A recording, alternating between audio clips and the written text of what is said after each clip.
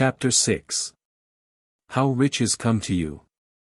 When I say that you do not have to drive sharp bargains, I do not mean that you do not have to drive any bargains at all, or that you are above the necessity for having any dealings with your fellow men. I mean that you will not need to deal with them unfairly. You do not have to get something for nothing, but can give to every man more than you take from him. You cannot give every man more in cash market value than you take from him, but you can give him more in use value than the cash value of the thing you take from him. The paper, ink, and other material in this book may not be worth the money you paid for it, but if the ideas suggested by it bring you thousands of dollars, you have not been wronged by those who sold it to you. They have given you a great use value for a small cash value. Let us suppose that I own a picture by one of the great artists, which, in any civilized community, is worth thousands of dollars. I take it to Baffin Bay, and by salesmanship, induce an Eskimo to give a bundle of furs worth $500 for it. I have really wronged him, for he has no use for the picture, it has no use value to him, it will not add to his life. But suppose I give him a gun worth $50 for his furs, then he has made a good bargain. He has use for the gun, it will get him many more furs and much food, it will add to his life in every way, it will make him rich. When you rise from the competitive to the creative plane, you can scan your business transactions very strictly, and if you are selling any man anything which does not add more to his life than the thing he gives you in exchange, you can afford to stop it. You do not have to beat anybody in business. And if you are in a business which does beat people, get out of it at once. Give every man more in use value than you take from him in cash value, then you are adding to the life of the world by every business transaction. If you have people working for you, you must take from them more in cash value than you pay them in wages, but you can so organize your business that it will be filled with the principle of advancement, and so that each employee who wishes to do so may advance a little every day. You can make your business do for your employees what this book is doing for you. You can so conduct your business that it will be a sort of ladder, by which every employee who will take the trouble may climb to riches himself, and given the opportunity, if he will not do so it is not your fault.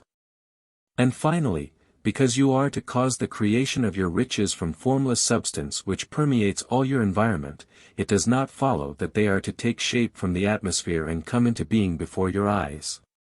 If you want a sewing machine, for instance, I do not mean to tell you that you are to impress the thought of a sewing machine on thinking substance until the machine is formed without hands, in the room where you sit, or elsewhere.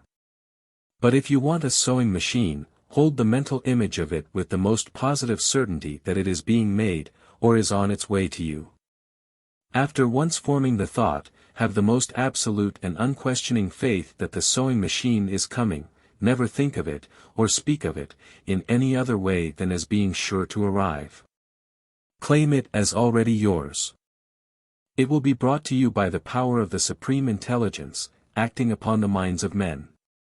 If you live in Maine, it may be that a man will be brought from Texas or Japan to engage in some transaction which will result in your getting what you want. If so, the whole matter will be as much to that man's advantage as it is to yours. Do not forget for a moment that the thinking substance is through all, in all, communicating with all, and can influence all.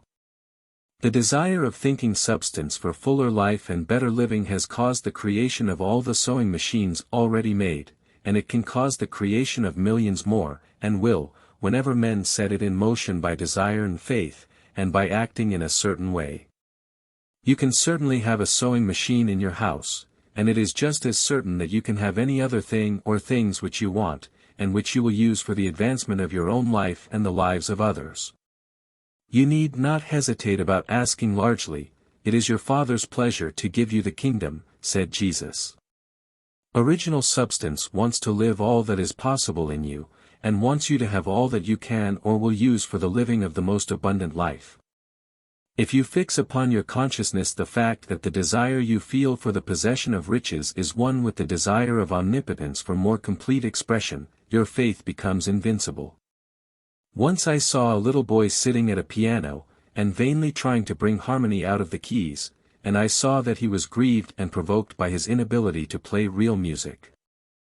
I asked him the cause of his vexation, and he answered, "I can feel the music in me, but I can't make my hands go right." The music in him was the urge of original substance, containing all the possibilities of all life. All that there is of music was seeking expression through the child. God, the one substance, is trying to live and do and enjoy things through humanity. He is saying, "I want hands to build wonderful structures, to play divine harmonies, to paint glorious pictures. I want feet to run my errands, eyes to see my beauties, tongues to tell mighty truths and to sing marvelous songs," and so on. All that there is of possibility is seeking expression through men.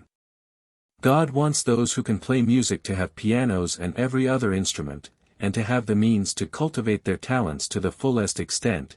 He wants those who can appreciate beauty to be able to surround themselves with beautiful things. He wants those who can discern truth to have every opportunity to travel and observe. He wants those who can appreciate dress to be beautifully clothed, and those who can appreciate good food to be luxuriously fed. He wants all these things because it is himself that enjoys and appreciates them. It is God who wants to play, and sing, and enjoy beauty, and proclaim truth, and wear fine clothes, and eat good foods. It is God that worketh in you to will and to do, said Paul. The desire you feel for riches is the infinite, seeking to express himself in you as he sought to find expression in the little boy at the piano. So you need not hesitate to ask largely. Your part is to focalize and express the desires of God. This is a difficult point with most people. They retain something of the old idea that poverty and self-sacrifice are pleasing to God. They look upon poverty as a part of the plan, a necessity of nature. They have the idea that God has finished his work, and made all that he can make, and that the majority of men must stay poor because there is not enough to go around. They hold to so much of this erroneous thought that they feel ashamed to ask for wealth. They try not to want more than a very modest competence, just enough to make them fairly comfortable.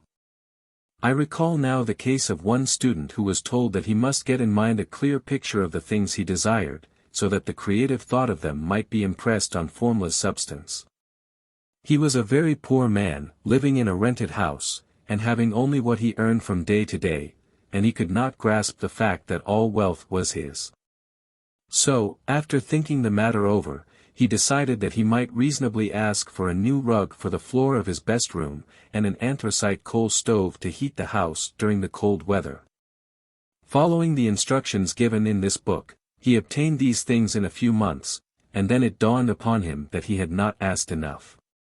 He went through the house in which he lived, and planned all the improvements he would like to make in it. He mentally added a bay window here and a room there, until it was complete in his mind as his ideal home, and then he planned its furnishings.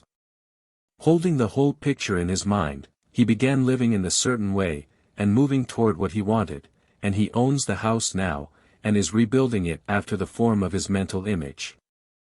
And now, with still larger faith, he is going on to get greater things.